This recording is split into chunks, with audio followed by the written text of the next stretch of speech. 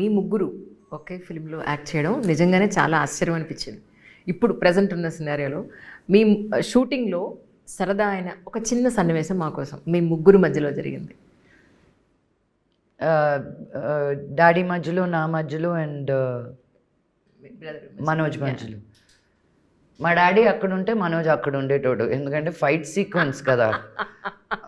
So he was ఒకసారి పనిలోకి దిగితే ఇంక అక్క చెల్లి అని చూసే టైప్ కాదు మనోజ్. సో వాడు బిజీలో వాడు ఉన్నాడు అనమాట. బికాజ్ మనోజ్కున్న స్పీడ్కి మామూలు వాళ్ళు 3 రోజులు తీసే షూటింగ్ మనోజ్ 6 రోజులు తీసిస్తాడు నీకు. అంత పట్టుంది తనకి డైరెక్షన్లో కానీ. మనోజ్ కానీ సినిమా డైరెక్ట్ చేస్తే చూడాలని ఉంది నాకు. Because he has such clear vision. ఎలా చెప్పాలి, ఎక్కడ కట్ చేయాలి, ఎక్కడ ఇది ఇక్కడ అక్కర్లేదు, నేను అది పోస్ట్లో ఇలా చేసుకుంటాను, యూనో. అది అతి తక్కువ మందికి ఉంటుంది అంత పట్టు, ఒక యాక్టర్గా ఒక పట్టు. So I really Manoj is a very helping nature.